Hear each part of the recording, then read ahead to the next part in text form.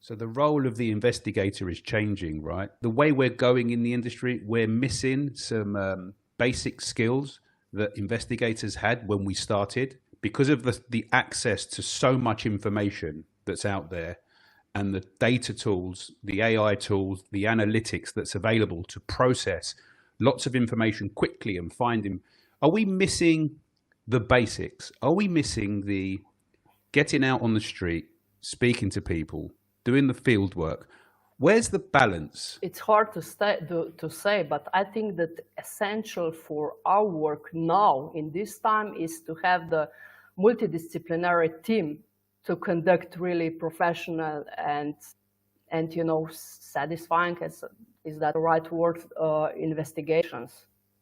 For example, I'm good at the field work, to go to conduct interviews, but I'm really not good in cyber investigations. But the other part of our team is great at that because they're working that for like lifelong. So I think it's really crucial to connect and to have the multidisciplinary teams to conduct right investigations.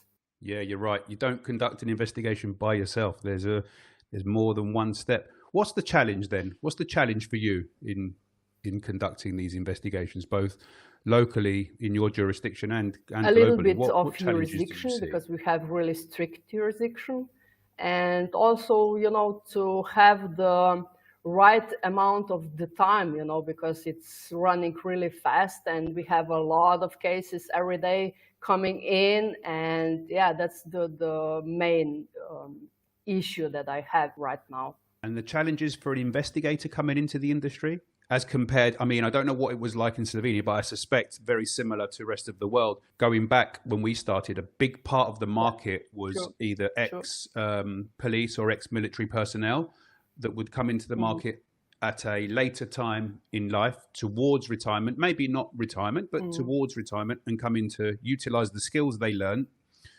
in public service into the private sector. Whereas I think the industry over time is changing with a lot more younger investigators that are not from certain public service disciplines, but are from different, areas, have banking backgrounds or law backgrounds or just any other background, looking at private investigation as a career. What challenges do those guys have? When I came to this industry in 2006, I was third woman in Slovenia, and the average age was 43 years. Oh, wow. And the most part of the detectives were from as I said, police force, as you said, police forces and intelligence forces and so on. But with the time, now the average age is 32 or something like that.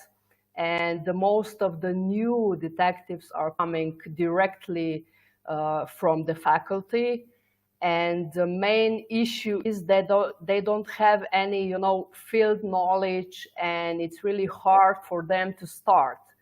And the main advice I'm giving to the new generation is to search for the right mentor and to develop in some larger detective agencies, so you can gain step by step the knowledge, because all the theory that you're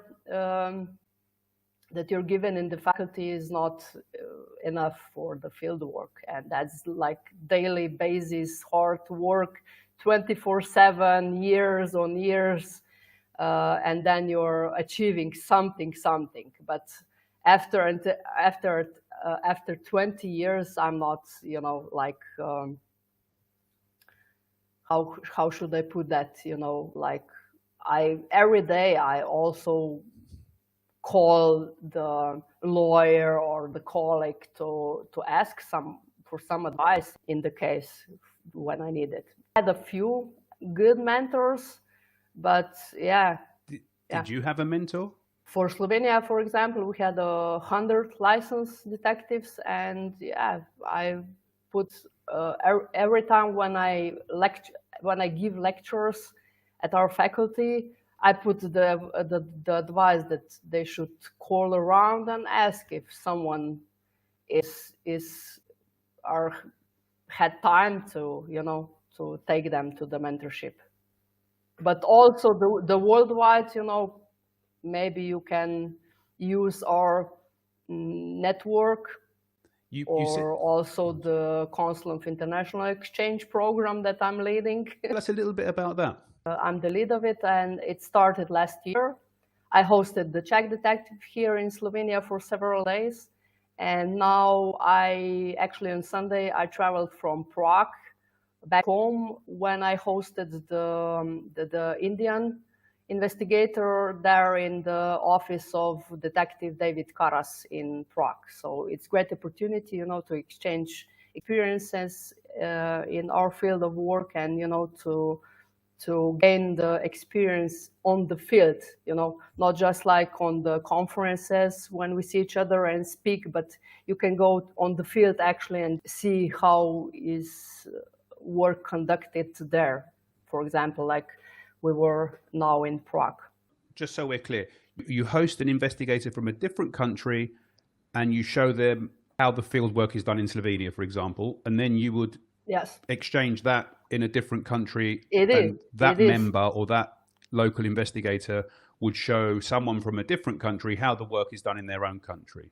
Wow, that's really good. That's a good program. Another thing you mentioned earlier, and I just want to bring it up. You said you were the third female investigator in Slovenia.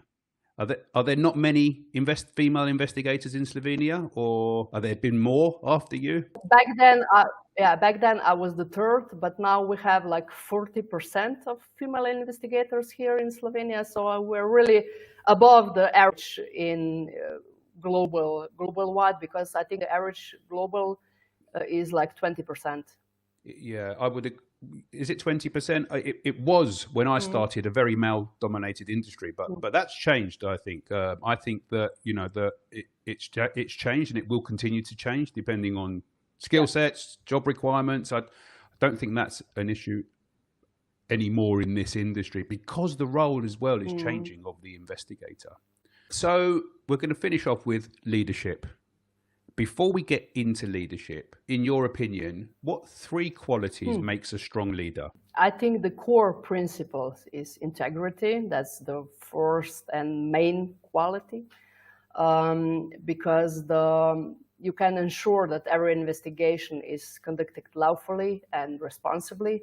And really important, as we spoke already about it, is continuous learning, because our field evolves daily. And staying ahead means ongoing education and training day by day, 24/7. And the collaboration and mentorship, because building a strong network and mentoring the next generation are essential for long-term growth of our industry global-wide. But if you were going to choose a leader out there, what three qualities would you say that individual to become a successful leader like you have done? Loyalty. Connectivity with others, like for example, in multidisciplinary team, you must be really prepared to connect, and also be prepared to educate day by day. That's the main three, the principles. Three principles: loyalty, connectivity, and education, or prepared to educate. Thanks, Bernarda. And give me some advice for the younger ones, the new blood that's coming into this industry that's going to help move this industry forward. Give some advice, male, female, new investigators that are coming into industry. What steps should they take? So I think the private investigation industry is in the state of transformation, because leadership now demands adaptability, strategic thinking, and collaborative spirit. Whether you work alone or in a team, you must embrace innovation, hold high ethical standards, and support the professional growth in our field. So if you are thinking about it to become a part of this work, and if you thinking that it's your calling, just go forward to it and connect with the older ones, for example, like me, or mic and to step forward and not to be afraid. Don't be afraid. It's a big industry out there. There's lots of work, lots of clients, and lots of opportunity. Bernarda, it's been a pleasure speaking to you. Thank you for providing your insight, your knowledge, and sharing some details. Bernarda's contact details are coming up on the screen now if you need to contact her directly. And once again, thank you for listening, everyone. See you next time.